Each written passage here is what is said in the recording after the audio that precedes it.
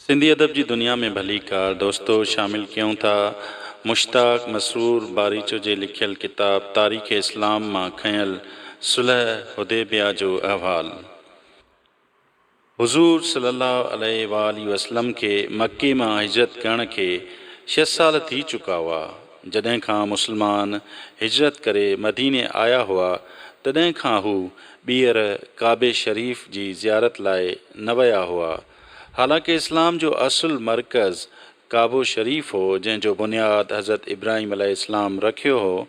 जेतोणीकि वक़्त सां गॾु अरब जा रवासी शिरक ऐं बुत परस्ती कंदड़ थी चुका हुआ, पर उन जे बावजूदु काबे शरीफ़ जी अज़मत ऐं अक़ीदत संदनि दिलनि में लाॻीतो क़ाइमु हुई ऐं उहे उन खे पंहिंजो गुज़िरियल विरसो सम्झंदा हुआ ऐं ॾूरान इलाइक़नि खां मज़हबी रस्मूं अदा करण लाइ हिते ईंदा हुआ। उन ई मक़सद लाइ अटकल 4 महीननि ताईं क़बाइलनि जूं पाण में वेढ़ूं बि बंदि रहंदियूं हुयूं। उन्हनि 4 महीननि खे अशहर हराम चयो वेंदो हो। जीअं त मुस्लमान हालतुनि खां मजबूर थी पंहिंजो अबाणो वतन छॾे मदीने आया हुआ, तंहिं करे उहे काबे शरीफ़ जे तवाफ़ लाइ बेचैन हुआ। एज़ाफ़ वारी वेड़ जे ॿिए साल यानी 6 हिजरीअ में हुज़ूर सल्लल्लाहु अलैहि वसल्लम खे बिशारत थी। उन करे पाण सगुरा इस्लाम जे अहम फ़र्ज़ हज जी अदायगी लाइ 1400 साथियुनि सां गॾु मके रवाना थिया। उन ई ख़्याल खां त जीअं कंहिंखे मुसलमाननि जी नियत ते शक न थिए, अहराम ॿधाऊं, क़ुर्बानीअ जा उठ साणु खयाऊं, सभिनी खे हथियार खणण जी मनह कयऊं ऐं सफ़र जो हरबो यानी तलवार बि मियाण में बंदि करे खणण जी इजाज़त ॾिनऊं। जॾहिं मके जे वेझो पहुता त हिकु मंज़िल जे मुफ़ासिले ते हुदैबिया वारे हंध ते तरसिया। जॾहिं कुरैशनि खे ख़बर पई त उहे मुक़ाबले जी तयारी करणु लॻा ऐं पाण में पको कयऊं त हू हुज़ूर सल्लल्लाहु अलैहि वसल्लम खे मके में दाख़िल थियणु न ॾींदा। इत्फ़ाक़ सां ख़ज़ा क़बीले सां मुसलमाननि जा दोस्तीअ वारा नाता हुआ। संदन सरदार बुदैल बिन वक़ार हुज़ूर सल्लल्लाहु अलैहि वसल्लम जी ख़िदमत में हाज़िर थियो ऐं अचण जो मक़सदु पुछियईं। हुज़ूर सल्लल्लाहु अलैहि वसल्लम फरमायो त रुगो काबे शरीफ़ जी ज़ियारत जो मक़सदु आहे। उन ते बुदैल कुरैश खे चवाए मोकिलियो त मुसलमान विहण लाइ न आया आहिनि, पर फ़क़ति हज जो इरादो रखनि था। पर हुननि न मञियो ऐं चयऊं त असीं कंहिं बि हालत में उन्हनि खे हज करणु न ॾींदासीं। अहिड़ी तरह कुरैश तरफ़ां अहाबीश क़बाइलियुनि जो सरदार उलेस एलची बणिजी आयो ऐं हालतुनि जो मुशाहिदो करे काफ़िरनि खे इतलाह ॾिनाई त मुसलमाननि जो मक़सदु रुगो काबे जी ज़ियारत आहे। पर हुननि उबतो खे धड़का ॾिना ऐं चयो त तव्हीं बदू माण्हू उन्हनि ॻाल्हियुनि खे नथा सम्झो। उन ते उलेस बि कावड़िजी कुरैशनि खे सिधियूं ॿुधायूं। उन ई विच में कुझु वॻोड़ थियो। कुरैश जे नौजवाननि मुसलमाननि ते हमिलो करे ॾिनो, पर खेनि गिरफ़्तार कयो वियो। जॾहिं उन्हनि खे हुज़ूर सल्लल्लाहु अलैहि वसल्लम जे साम्हूं पेश कयो वियो त रहमतुल आलमीन सल्लल्लाहु अलैहि वसल्लम उन्हनि सभिनी खे आज़ादु करे छॾियो। उन खां पोइ मके जे काफ़िरनि पारां उरवा बिन मसूद एलची थी आयो ऐं निहायत तिखे लहजे में हुज़ूर सल्लल्लाहु अलैहि वसल्लम सां मुखातिब थी चयाईं त तूं ही हेतिरो मेड़ वठी पाण पंहिंजी क़ौम खे ख़तमु करणु आयो आहीं, पर जेकॾहिं कुरैश मुक़ाबले लाइ आया त तुंहिंजा उहे सभई साथी भॼी वेंदा। उन ई ते हज़रत अबू बकर रज़ियल्लाहु अन्हु माठ करे न सघिया ऐं खेसि तिखो जवाबु ॾिनऊं। उन ते उरवा चयो त अबू बकर, तुंहिंजो मूं ते हिकु अहसान आहे, न त आउं बि तोखे जवाबु ॾियां हा। उरवा उन जी सॼी ॻाल्हि ॿोल में जेका हिकु ख़ासि ॻाल्हि ॾिठी सा इहा हुई त मुसलमान हुज़ूर सल्लल्लाहु अलैहि वसल्लम ते जान ॾियण लाइ तयारु हुआ ऐं संदनि इज़त कंदा हुआ। उन्हनि ते हुन वापसि वञी कुरैश खे चयो त एतिरी इज़त ऐं अज़मत त केसर ऐं कुसरा जी बि नाहे जेतिरी हज़रत मुहम्मद सल्लल्लाहु अलैहि वसल्लम जी पंहिंजे साथियुनि में आहे। बैयत रुज़वान जो अहवाल। जीअं त अञा ताईं को निबेरो न थियो हो, उन करे हुज़ूर सल्लल्लाहु अलैहि वसल्लम पंहिंजे पारां हज़रत उमर रज़ियल्लाह अन्हु खे सफ़ीर मुक़ररु कयो, पर हुन कुरैश जी पुराणी अदावत जे करे माज़ूरी ज़ाहिर कई। हुज़ूर सल्लल्लाहु अलैहि वसल्लम सनन उज़ुर क़बूल कंदे हज़रत उस्मान रज़ियल्लाह अन्हु खे उन लाइ चूंडियो जेको पंहिंजे हिकु अज़ीज़ जी पनाह में मके में दाख़िल थियो।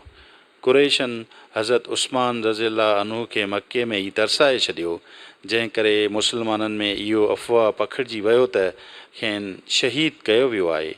उन मौक़े ते हुज़ूर सल्लल्लाहु अलैहि वसल्लम हिकु बबुर जे वण हेठां वेही सभिनी जानसारनि खां बैयत वरिती त जेसीं ताईं हू उस्मान रज़ियल्लाह अन्हु जो क़सास न वठंदा हितां न वेंदा। उन ई बैयत खे बैयत रुज़वान चयो वञे थो। पोइ ख़बर पई त इहो कूड़ो अफ़वाह हो। उन खां पोइ कुरैश सुहेल बिन उमरू खे सुलह जा शर्त तइ करण लाइ मोकिलियो ऐं घणे बहस मुबाहिसे खां पोइ हेठियनि शर्तनि ते सुलह थियो। नंबर 1, हिन साल मुस्लमान हज करण खां सवाइ वापसि हलिया वञनि। नंबर 2, ईंदड़ साल अचनि ऐं फ़क़ति 3 ॾींहं तरसी वापसि मोटी वञनि। उन्हनि ॾींहंनि में मके जा रवासी काबे शरीफ़ में दाख़िल न थींदा। नंबर 3, हथियार ॿधी न अचनि, रुगो तलवारूं आणनि ऐं उहे बि मियाण में हुजनि। नंबर 4, जेके मुस्लमान अॻे ई मके में आहिनि उन्हनि मां कंहिंखे बि पाण सां गॾु वठी न वञनि, ऐं जेकॾहिं मुस्लमाननि मां को माण्हू मके में तरसनि घुरे त उनखे मनह न कंदा। नंबर 5, काफ़िरनि या मुस्लमाननि मां जेकॾहिं को मदीने वञे त उनखे वापसि कयो वेंदो, पर जेकॾहिं को मुस्लमान मके में ईंदो त उनखे वापसि न कयो वेंदो। नंबर 6, अरब क़बाइलनि खे अख़्तियार हूंदो त उहे धुरियुनि मां जंहिंसां वणेनि उन ई सां शरीक थियनि। नंबर 7, हीउ मुआहिदो 10 सालनि लाइ हूंदो ऐं उन ई अरसे में धुरियूं हिक ॿिए ते हमिलो न कंदियूं। जॾहिं इहे शर्त लिखिजी रहिया हुआ त सुहेल जो पुटु हज़रत अबू जंदल रज़ियल्लाह अन्हु जेको इस्लाम क़बूल करे चुको हो ऐं मके जे काफ़िरनि जे क़ैद में हो, सो कंहिं नमूने उतां भॼी ॿीड़ियुनि समेत अची हुज़ूर पाक सल्लल्लाहु अलैहि वसल्लम जी ख़िदमत में हाज़िर थियो ऐं पंहिंजा फ़ट ॾेखारे अर्ज़ु कयाईं त खेसि पाण सां गॾु वठी हलनि। हुज़ूर सल्लल्लाहु अलैहि वसल्लम सुहेल खे घणो ई सम्झायो त हू अबू जंदल खे मदीने वञण जी इजाज़त ॾे, पर हू राज़ी न थियो ऐं चयाईं त सुलह जे शर्तनि पटांदड़ अवीं खेसि नथा वठी वञी सघो। उन करे हुज़ूर सल्लल्लाहु अलैहि वसल्लम असहाबनि जी मुखालफ़त जे बावजूदु अबू जंदल रज़ियल्लाह अन्हु खे सुहेल जे हवाले करे छॾियो। इहो अहदनामो हज़रत अली करमल्लाह वजहू लिखियो। जॾहिं पाण शुरू में बिस्मिल्लाहिर रहमानिर रहीम लिखियाईं त सुहेल एतिराज़ु कयो ऐं चयो त फ़क़ति बिस्मिकल्लाहुम लिखो।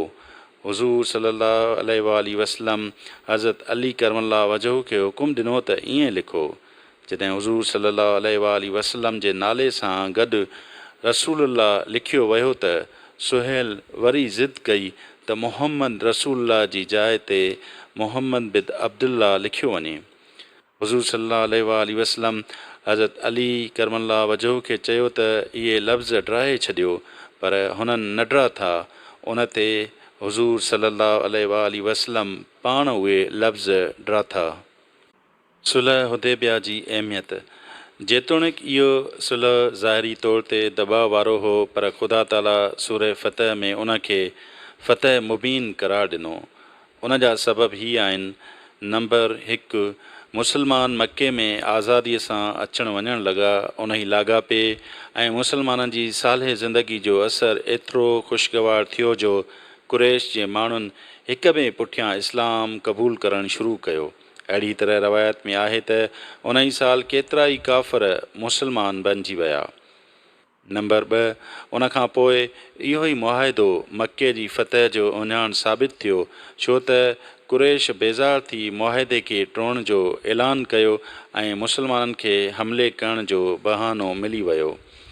नंबर 3, इहो मुआहिदो मुस्लमाननि जी अमन पसंदी ऐं सुलह जो सबूत हो।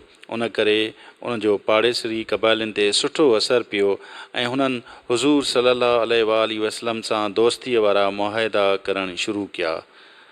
नंबर 4, कुरैश जो मुसालियत लाइ ॻाल्हि ॿोल करणु उन ई हक़ीक़त जो चिटो सबूत हो त इहे हाणे मुस्लमाननि खे पंहिंजे बराबरि सम्झण ते मजबूर थी चुका हुआ।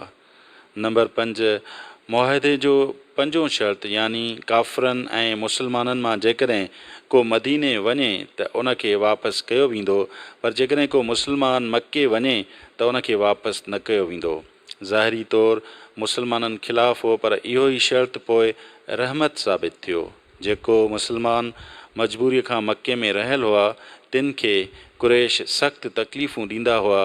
उन ई मां अबू बसीर बि हिकु हो, जेको काफ़िरनि जी सख़्तियुनि खां उतां भॼी निकितो ऐं मदीने में अची पनाह हासिलु कयईं। कुरैशनि जा 2 माण्हू खेसि वठण लाइ आया। हुज़ूर सल्लल्लाहु अलैहि वसल्लम मुआहिदे मुताबिक़ उनखे वापसि करे छॾियो। अबू बसीर वाट ते हिक खे मारे छॾियो ऐं ॿियो भॼी हुज़ूर सल्लल्लाहु अलैहि वसल्लम वटि पहुतो ऐं शिकायत कयईं। उन ई विच में अबू बसीर बि पहुची वियो ऐं अर्ज़ु कयईं त या रसूल अल्लाह, अव्हां मुआहिदे मुताबिक़ मूंखे वापसि कयो, पर हाणे अव्हां ते का ज़िमेदारी नाहे। मूं जेको कुझु कयो उनजो जवाबदारु आउं पाण आहियां। ईअं चई मदीने मां हलियो वियो ऐं समुंड जे किनारे ते ऐस वारे हंधि वञी रहणु लॻो। मके जे मज़लूम मुस्लमाननि खे जॾहिं इहा ख़बर पई त केतिरा ई उतां भॼी अची साणसि गॾु रहणु लॻा। अहिड़ीअ तरह उन्हनि जो काफ़ी टोलो ठही वियो ऐं पोइ हुननि कुरैश जे वापारी काफ़िलनि खां फुरलट करणु शुरू कई। कुरैश उन ई हालत खां मजबूर थी हुज़ूर सल्लल्लाहु अलैहि वसल्लम खे लिखी मोकिलियो त असीं उन ई शर्त खे छॾियूं था, अॻिते जेको मुस्लमान घुरे सो वञी मदीने में आबाद थिए, असांखे को बि एतिराज़ु नाहे। अहिड़ी तरह ऐस वटि रहंदड़ मुस्लमान मदीने हलिया आया ऐं कुरैश जे वापारी काफ़िलनि जो रस्तो अॻु वांगुरु खुलियलु रहियो।